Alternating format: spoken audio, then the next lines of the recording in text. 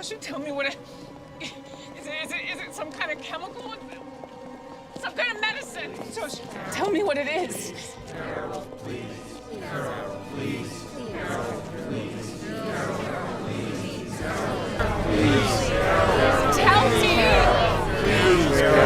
So look, I want to talk about something that's been rattling around in my head ever since I started watching Pluribus. And if you haven't seen it yet, it's the new Vince Gilligan show on Apple TV where an alien virus turns almost everyone on Earth into a hive mind. But it's not evil, it's not the Borg or some body snatcher horror show, it's peaceful. And that's what makes it so interesting for a D&D campaign. Because when I watched the first episode, I realized this isn't a monster invasion story. It's a story about what happens when the world solves all of its problems by giving up the one thing that makes us all human, being individuals. War stops, hunger stops, all the petty bullshit that comes with being separate people just ends, and most people are genuinely happy about it. They're not mind-controlled zombies shuffling around, they're content. They share everything, memories, knowledge, feelings. They work together perfectly because they literally are one mind operating billions of bodies. And the main character, Carol, is one of 13 people immune to the virus, and the hive mind treats her like a guest. They can't lie to her, they won't hurt her. They'll do basically anything she asks because they want her to join willingly. That dynamic and tension between isolation and belonging is what got me thinking, how the hell can I turn this into a campaign that actually works at the table? And here's the first issue we're facing right from the start. In Pluribus, there's almost no combat. It's prestige drama about loneliness and identity, and what it means to be a person. And that works beautifully on the TV where you can let scenes breathe and characters sit with uncomfortable emotions. Your players will get bored in about 20 minutes. Tables need tension that goes beyond philosophical questions. They need stakes they can feel. They need things to fight, puzzles to solve, dungeons to explore. If you just drop them in a world where everything's nice and the hive mind keeps asking, "Are you sure you don't want to join us?" over and over, your campaign's gonna die before session 2. Nobody's gonna show up for session 3 if all they did was have a polite conversation with a telepathic collective for 4 hours. So we need to adapt the concept in a way that keeps what makes it compelling, the moral grey area, the voluntary nature, and the philosophical weight, but adds actual gameplay around it. And I think I figured out how. Let me introduce you to what I'm calling the chorus. Instead of the hive mind or the joining, I'm going with the chorus because that's what it really is. Millions of voices singing the same song, harmonizing into something that's bigger than an individual note. The chorus is a planetary consciousness that started small, maybe with a dozen people who discovered some kind of ritual or technology or divine gift, and it spread from there, not by force, but by invitation. When you join the chorus, you don't die in a traditional sense. Your memories don't vanish into some void. You just stop being alone. You become part of something bigger. You still walk around, talk, eat, sleep, but your thoughts aren't just yours anymore. You're connected to everyone else in the chorus. You share their knowledge, their feelings, their purpose. Imagine never having to explain yourself because everyone already understands. Imagine never feeling like an outsider because you're literally part of the group. And here's the critical part for your game. The chorus believes it's doing good. It's not lying to people. It's not secretly planning to eat people's souls or harvest their bodies for some dark god. It genuinely thinks unity is the answer to suffering, and honestly, it has some pretty compelling evidence. The regions where the chorus has taken hold are peaceful, they're prosperous, nobody goes hungry, nobody goes to war. It's hard to argue with results like that. And when you're running the chorus at your table, it should feel calm and almost serene. It speaks in we instead of I. It doesn't get angry when challenged. It doesn't threaten. It explains itself patiently like a teacher talking to a confused student who just needs a little more time to understand. If your players start treating the chorus like a cartoon villain twirling its mustache, you're running it wrong. The horror behind the chorus isn't that it's evil, it's just that it might be right. Okay, lava gremlins, but we still need fights, right? We still need danger and tension and moments where your players are rolling initiative. So let me walk you through where combat comes from in this setting without turning the chorus into the bad guy, because that's the tightrope we're walking here. First up, let's talk about failed joinings. Not everyone who tries to join the chorus succeeds, and that failure creates some of the most tragic and dangerous creatures in your world. Some people's minds break during the process. Maybe they weren't mentally prepared for what it means to lose their individual thoughts, or maybe something went wrong with the ritual or technology or whatever method the chorus uses. These are your monsters. People who got halfway into the chorus and shattered, their bodies warp, their thoughts fragment, and they're stuck between being one person and being part of the whole. And it drives them violent and unstable. The chorus can't control them because they're not fully joined, and they can't go back to being individuals because their connection scarred them permanently. These failed joinings are tragic, but they're not evil. They're victims, and your players need to decide, do we help them, mercy kill them, avoid them? That's the kind of moral weight we're going for here. And then we have the chorus offshoots. See, the chorus isn't the only hive mind in in the world, there are offshoots, sub-minds that split off and interpret Unity differently. Think of them like denominations of a religion, except instead of disagreeing about scripture, they disagree about the fundamental nature of consciousness and free will. Maybe one offshoot believes Unity should be forced. Why wait for people to join willingly when we could just make them join and they'll thank us later? Another offshoot might think only the worthy should join. Everyone else is a contaminant that needs to be cleansed. These offshoots are your antagonist factions, the ones your players can fight without fighting the chorus directly. The main chorus doesn't approve of them, it sees them as mistakes, as misinterpretations of what Unity should mean. But they came from the chorus, so there's this complicated relationship where the main chorus can't destroy them without destroying part of itself. It's like trying to cut out a piece of your own mind. Your players can't fight these offshoots without fighting the chorus directly, so that keeps moral ambiguity intact. On the flip side, we've got the anti-chorus factions. These are the people who see the chorus as the death of humanity, and some of them are willing to kill to stop it. Militars, empires, religious cults, they stockpile weapons, raid chorus settlements, execute anyone suspect of being joined. They're absolutely the aggressors in some conflicts. Your players might sympathize with them, or might think they're extremists. Either way combat happens, these factions don't negotiate, they shoot first. And then we've got the chorus infrastructure, which is where your dungeon crawling instincts get to come out and play. The chorus builds things that are unlike anything else in your typical fantasy world. Living spires that pulse with psychic energy, memory vaults where the collective stores knowledge from thousands of joined minds, thought relays that let the joined communicate across vast distances, acting like psychic Wi-Fi towers. These structures are part of the chorus, like in a very real sense. They're alive in a way, and some of them have guardians, bioconstructs, warped animals, or even autonomous defense systems the chorus created before it fully understood what it was becoming. Raiding a memory vault feels like a dungeon crawl, but instead of a dragon hoarding gold, you're infiltrating a building that's part of a living mind, and destroying it might hurt the chorus without killing anyone. And now here's the fun one. What if the world doesn't want unity? Maybe they are gods or spirits tied to individuality, conflict or chaos, and the chorus is smothering them by creating too much harmony, so they lash out. They send monsters and corrupt the land around chorus settlements. They try to break the joined apart. I mean, that's the world itself. This gives you environmental hazards and weird magical threats, and a reason for the chorus to need help from unjoined adventurers, because the chorus can't fight nature the way individuals can. It's too unified and synchronized. It needs chaos to fight chaos. So who are your players in all this? The good news is you don't need to invent some special immunity like Carol from Pluribus. Your players aren't the chosen ones with magical resistance to the joining. They're just people who haven't joined yet, and that's enough. Maybe they're from an enclave that refused to join the chorus. A small city or village that's closed its gates and said, no thanks, we'll stick with being individuals. Or they could be former members of the chorus who separated. It's rare, but it can happen. And the experience changes people. They remember being part of something infinite, and now they're trapped in their own heads again. That's a hell of a character hook. Of course, you also have the option that maybe they're mercenaries, scholars, explorers, people navigating a world that's fundamentally changed. The character doesn't threaten them, but it doesn't need them either, so they carve out a purpose in spaces between the joined and the unjoined. Anyway, the point is, they're not special because they're immune, they're special because they choose not to join. And that choice is always available. The chorus will never stop inviting. And that brings us to exploration, which is going to feel really different in this setting. Most D&D campaigns have ruins scattered about, like abandoned keeps or haunted crypts or overgrown temples, places that were left behind when civilization moved on or collapsed or got wiped out from some disaster. Your players explore them to find treasure or lore, or maybe some monster that moved in after everyone left. In a chorus campaign, everywhere is a ruin, but different. The chorus doesn't need cities the way individuals do. They don't need markets or shops or entertainment districts, so the cities are empty, perfectly maintained but silent. The streets are clean, the buildings are intact, but nobody's home. Your players walk through a capital that once held 1 million people, and now it's a ghost town where a single joined person sweeping the streets every morning because the chorus still values beauty and order. And dungeons in this setting become places where the chorus tried to expand and failed. Thought sanctums that collapsed under their own psychic weight, memory archives with corrupt data that drives people mad when they try to access it, spires that went dark for reasons even the chorus doesn't fully understand. These places are dangerous not because of monsters, although there might be those too, but because they represent failure in the system, cracks in the perfect unity. Exploration here isn't about finding treasure, but understanding what was lost. what was given up, and what the world used to be. And because of that, the most dangerous thing in the campaign isn't a creature or a monster, it's the question, should we join? Because the chorus is convincing. It makes good points. War is over, hunger is over, loneliness is over. You'd still be you, just connected to everyone else. Isn't that worth it? Your players need to wrestle with that constant pressure throughout the campaign. Maybe one player does join. What happens then? Do they leave the party? Do they stay and try to convince the others? Do they become an NPC ally? Then they see the consequences. People losing their individuality, cultures fading into uniformity. Was it worth it? Because this is the most important thing. The GM doesn't punish choices. The world just reacts, and your players have to live with the results of what they chose. So kids, with all that in mind, I've made 5 different arcs that you could use for this style of campaign. Let's start with the first one, the forced offshoot. A splinter faction of the chorus is forcing people to join. Your players need to stop them without killing the joined, because they're still part of the main chorus and that would hurt everyone. How do you fight an enemy you're not allowed to kill? The sanctuary. So there's a city that's held out against the chorus for years, but supplies are running low, food is scarce and people are starving. The chorus offers to help. Join us and we'll share everything. Your players need to decide, let them join and survive or find another way to save them. The memory vault. Here the chorus has stored something in a memory vault that could change everything. It could be the secret to separating the joined, or proof that the chorus isn't as benevolent as it appears. It could even be some knowledge that could destroy the world. Your players need to get inside without alerting the chorus. The refugee escort. A group of unjoined people need safe passage through the chorus territory. The chorus won't hurt them, but it will try to convince them to join, and there are hostile factions, both anti-chorus militants and chorus offshoots who want to intercept them. Your players need to protect them physically and emotionally. The other world. So here the chorus is spreading to other planes of existence, the Feywild, the Shadowfell, maybe even the astral plane, and those realms don't react well to Unity. Your players need to either stop the spread or help the chorus navigate these new hostile dimensions. What we want from each of these arcs is to force moral decision, not just we fight or run, but what do we believe is right. And now before you pitch this to your table, we need to talk about session 0, because this setting isn't for everyone. It's heavy. It asks uncomfortable questions about identity, consent, and what it means to be a person. Those are big themes that not every group wants to engage with during game night. You need to talk to your players before you start and make sure they're interested in that kind of game. Some tables just want to fight goblins and find loot and crack jokes for a few hours. That's fine. This isn't the setting for them. But if your players want something that sticks with them after the session ends, something that makes them think about their own choices and beliefs, this works. Just be upfront about it. Flag the themes early. Loss of self, collective versus individual, moral grey areas where there's no clear right answer. Make sure everyone's on the same page about what the campaign is going to be. And be clear that this isn't a beer and pretzels dungeon crawl unless you intentionally simplify it, which you absolutely can do, just talk about it first. So yeah,